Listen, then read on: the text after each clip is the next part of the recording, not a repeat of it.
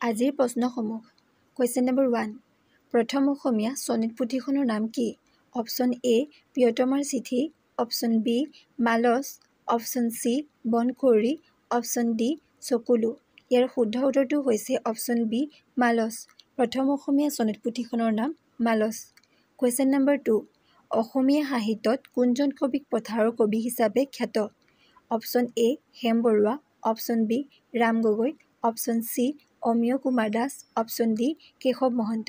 ইয়াৰ শুদ্ধ উত্তৰটো হৈছে অপশ্যন বি ৰাম গগৈ। অসমীয়া সাহিত্যত ৰাম গগৈ পথাৰৰ কবি হিচাপে খ্যাত। Question number 3। অসমৰ প্ৰথমটো ছপাশাল মিছনেৰীসকলে ক'ত স্থাপন কৰিছিল? Option A Sivasagar, option B Sadiya, option C Margherita, option D Tezpur. ইয়াৰ শুদ্ধ উত্তৰটো হৈছে অপশ্যন এ শিৱসাগৰ। অসমৰ প্ৰথমটো ছপাশাল মিছনেৰীসকলে শিৱসাগৰত স্থাপন কৰিছিল। Question number 4। প্ৰথম অসমীয়া অনুদিত গ্ৰন্থখনৰ নাম কি?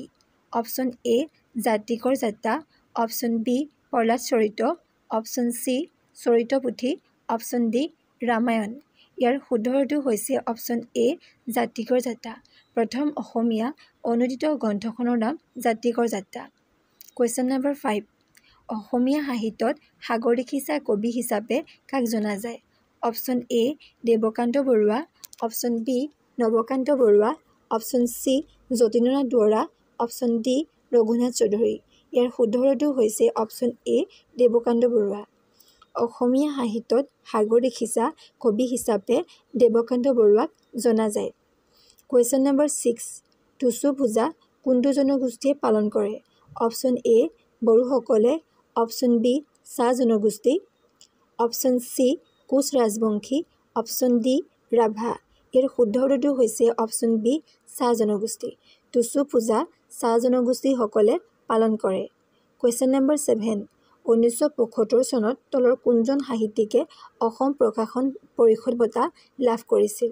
Option A Navakanta Barua, option B Homen Borgohain, option C Bhaben Barua, option D Mahim Barua. ইয়াৰ শুদ্ধ উত্তৰটো হৈছে অপশ্যন বি হোমেন বৰগোহাঁই। 1975 চনত হোমেন বৰগোহাঁইদেৱে অসম প্ৰকাশন পৰিষদ বঁটা লাভ কৰিছিল। Question number 8। নামঘোষা কোনে মাধৱদেৱৰ মহাপ্ৰস্থানিক গীত বুলি অভিহিত কৰিছিল? Option A doctor Maheswar Neog, option B doctor Banikanta Kakati, option C doctor Homen Borgohain, option D doctor Hiren Bhattacharya. ইয়াৰ শুদ্ধ উত্তৰটো হৈছে option A doctor Maheswar Neog. নামঘোষাক ডক্টৰ মহেশ্বৰ নেওগে মাধৱদেৱৰ মহাপ্ৰস্থানিক গীত বুলি অভিহিত কৰিছিল। Question number 9। অসমৰ প্ৰথম সাহিত্যিক পেঞ্চনাৰ কোন? Option A Hemchandra Barua, option B Debananda Barua, option C Padmanath Gohain Barua, option D Chandrakumar Agarwala. ইয়াৰ শুদ্ধ উত্তৰটো হৈছে অপশ্যন চি পদ্মনাথ গোহাঁই বৰুৱা। অসমৰ প্ৰথম সাহিত্যিক পেঞ্চনাৰ হৈছে পদ্মনাথ গোহাঁই বৰুৱা। Question number 10। নৱকান্ত বৰুৱাই কোনখন কাব্যপুথিৰ বাবে অসম প্ৰকাশন পৰিষদ বঁটা লাভ কৰিছিল? অপশ্যন এ সেই অৰণ্য সেই মহানগৰ, option B Ratnakar, option C মোৰ আৰু পৃথিৱীৰ, অপশ্যন ডি ৰাৱণ। ইয়াৰ শুদ্ধ উত্তৰটো হৈছে অপশ্যন চি মোৰ আৰু পৃথিৱীৰ।